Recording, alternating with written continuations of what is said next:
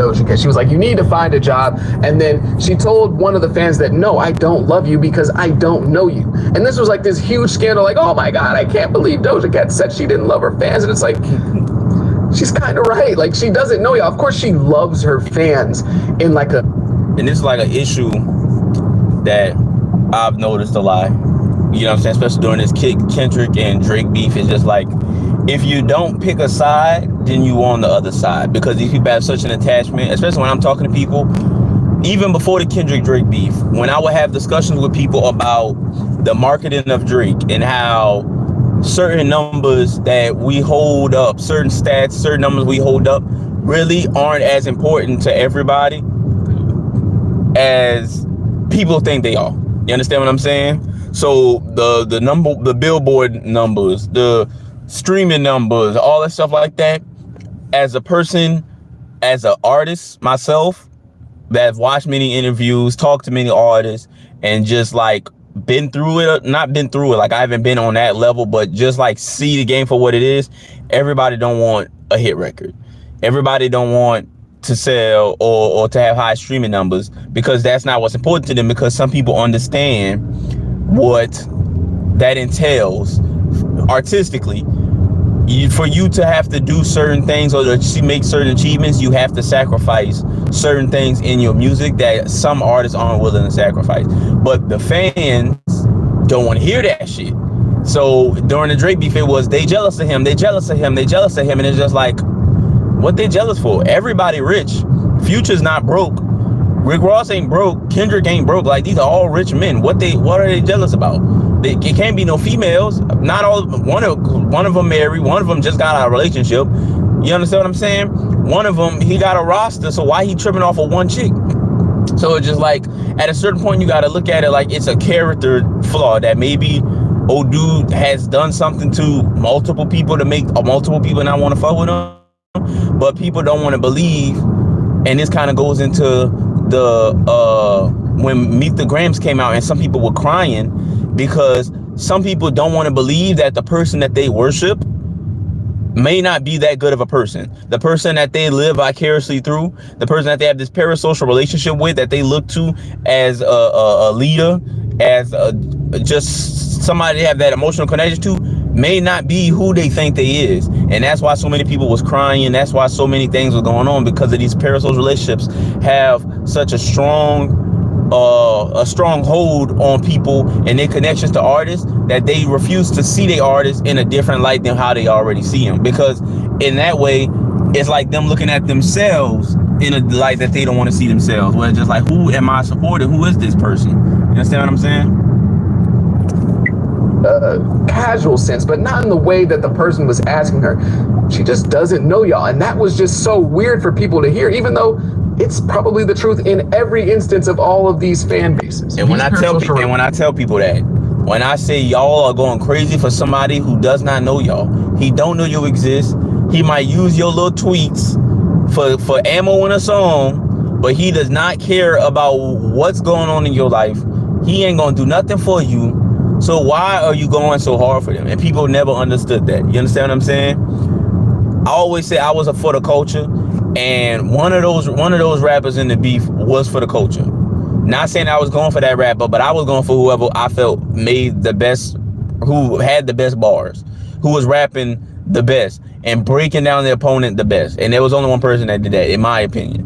But yeah, I tell these people, I'm like, y'all, these people don't know y'all. Why are y'all willing to die for these people, and these people wouldn't care if you died for them? But that's really just the world we live in.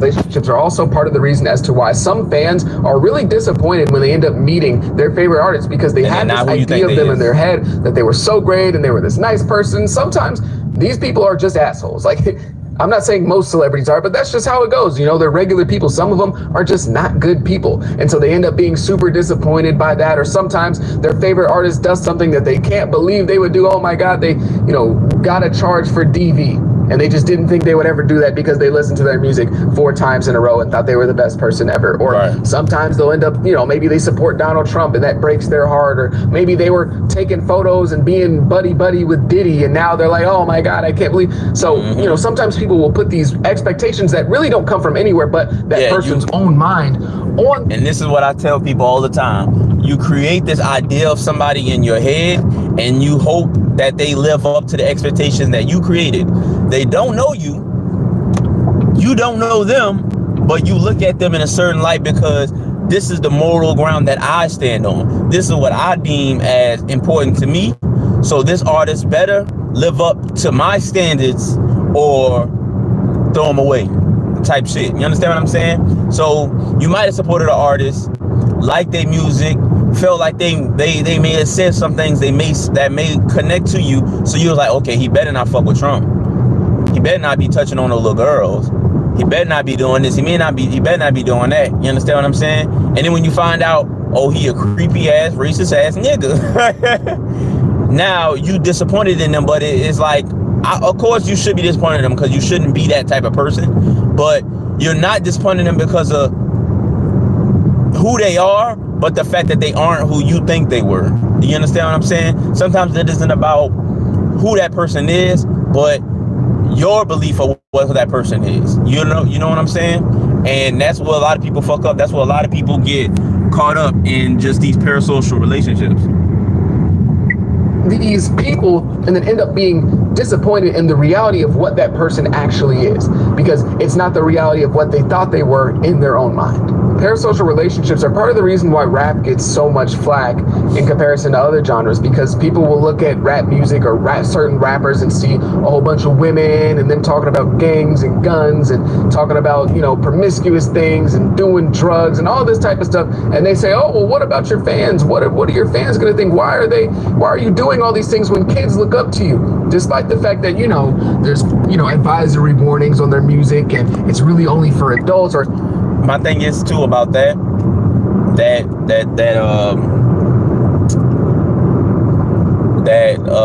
take of his about why people don't like rap music or whatever because of hypersexualization of women and drugs, gangs, whatever. That is not exclusive to rap. You understand what I'm saying? It may be more connected to rap, but I don't feel like that's solely a rap issue. I feel like it isn't the message. It's always the messenger in situations like that. You understand what I'm saying? Because there's countless rock songs and just country songs of artists singing about drugs, hypothetically killing somebody, and just certain things in certain songs that are able to fly in certain genres. But when rappers do it, it's frowned upon because maybe if you're a black person, if it's a bad representation of our culture, or maybe if you're a white person, that's how you look at black people, as a bunch of gang banging, women sexualizing people.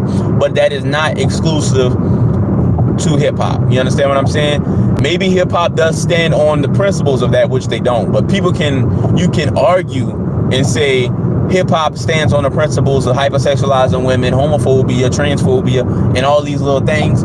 But that is more of a representation of American culture than it is of the culture of hip hop or black culture, in my opinion. Because I've heard, rock songs and country songs and jazz songs, like, talking about these things are a part of American culture and somewhat a part of the music culture, because that's people's everyday lives. That's everyday people who don't just be rap fans. There's people in so many different genres that are misogynists, that are racist, that are homophobic, that are transphobic, because that is the code. That is what American culture is. So I understand what he's saying, that it's more prevalent in hip hop, and that's why people don't like hip hop, whatever like that. But that isn't exclusive to a hip hop thing, because I've heard that content in multiple other genres of music. It's just the fact that it's black people that are doing these things to where it's kind of more frowned upon and it's looked at it with more scrutiny than it would be from a regular artist. You understand what I'm saying? supposed to be for adults, and parents are the ones that are really supposed to be the ones monitoring their children and making sure that what they're consuming is age appropriate.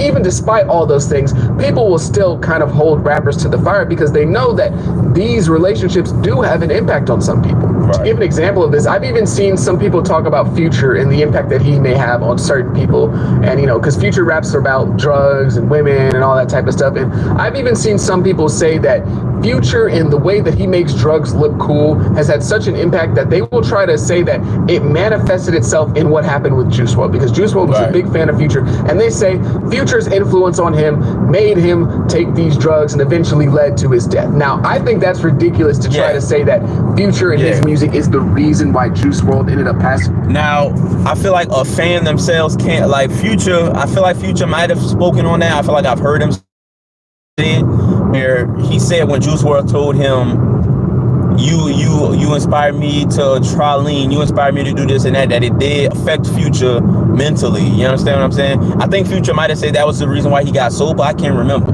but I'm pretty sure Future does in some way feel a little responsible for the path that Juice WRLD wound up going down. But I wouldn't say Future is, I feel like it's also a reach to say Future is responsible for the death of Juice WRLD. You understand what I'm saying? We can't take away the decision making of a human being based off of influence that someone else may have had. You understand what I'm saying? Because at the end of the day, you still have to make your decisions in life. You know what I'm saying? Someone may like what's the phrase? And this is used in finance and stuff like that, but this is a phrase that goes in every aspect of life. You could bring a horse to water, but you can't make him drink. You understand what I'm saying? So you can influence someone that a certain lifestyle or certain things in life are cool, but for that person to do it, they have to make that decision on their own. You understand what I'm saying? Now, I'm not saying, oh, it's Juice WRLD's fault that whatever happened. You know what I'm saying? Because from what I know, it was an accident and whatever. But he also did indulge in taking drugs and doing this, doing that. And you can say, yes, Future may have influenced it, but Future did not put the pills in his hand. Future did not give him the lean. Future did not, you understand what I'm saying? So I'm not taking the blame off of Future, because Future does have some accountability in it because you did influence him. But to say Juice WRLD wouldn't be dead if it wasn't for Future, that's just going too far. You understand what I'm saying?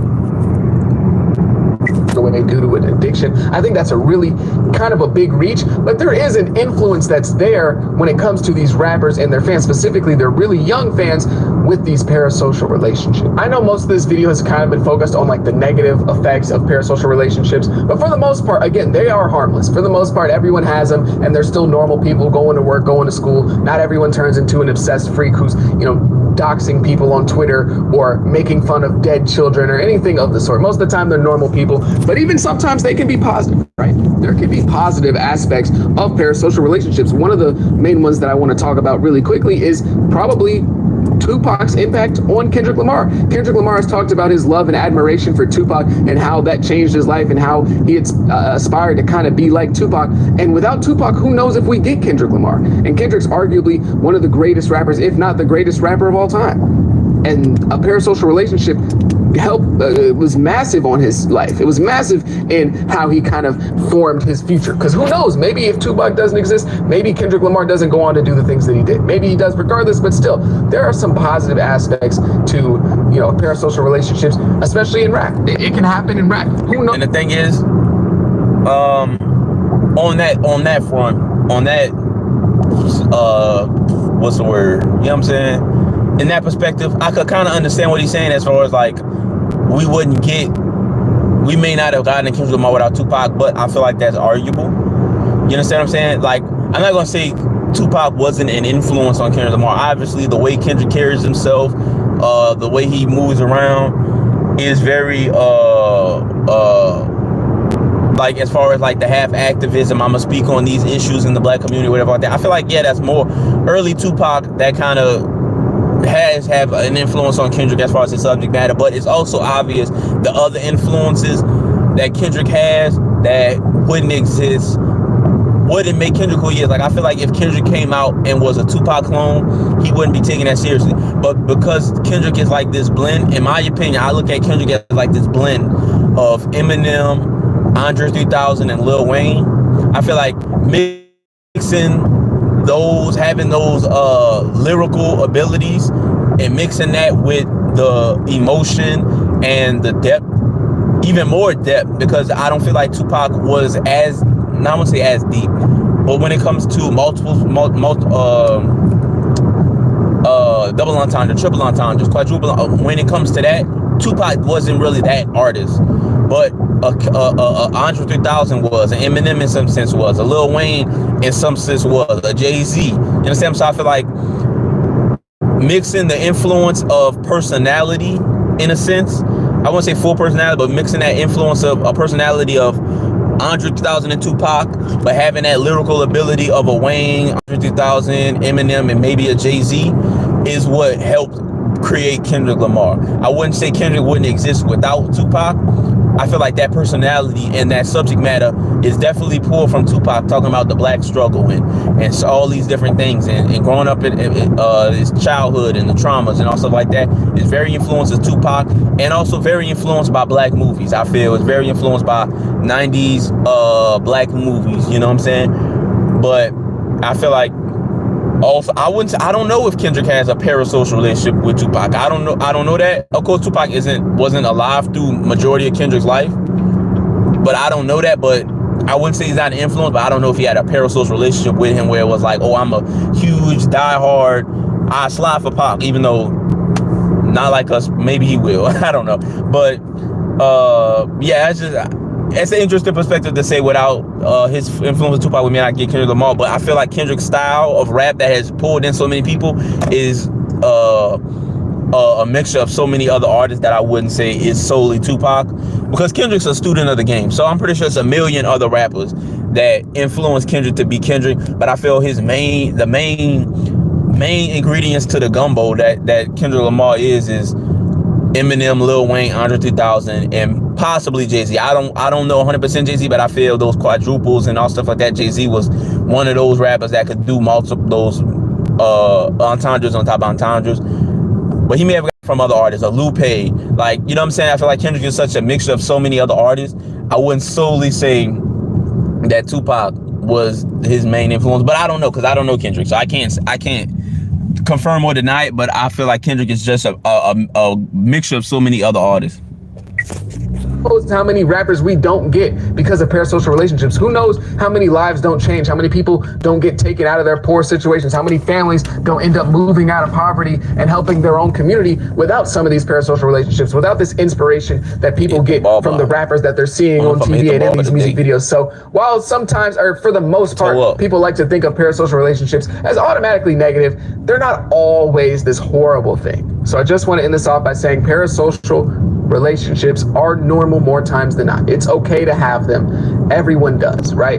But when they get a little too deep, when you find yourself getting a little too angry when somebody insults your favorite, when you find yourself, you know, insulting people on Twitter or doxing people or getting a little too obsessed with your favorite rapper or favorite musician, just take a deep breath. Okay, put the phone. I don't think parasocial relationships are bad. It's called being a fan. You understand what I'm saying? You're going to love somebody even if you don't know that person. You understand what I'm saying? So I don't think it's bad. It's when it becomes parasocial relationships, when they become what's the word?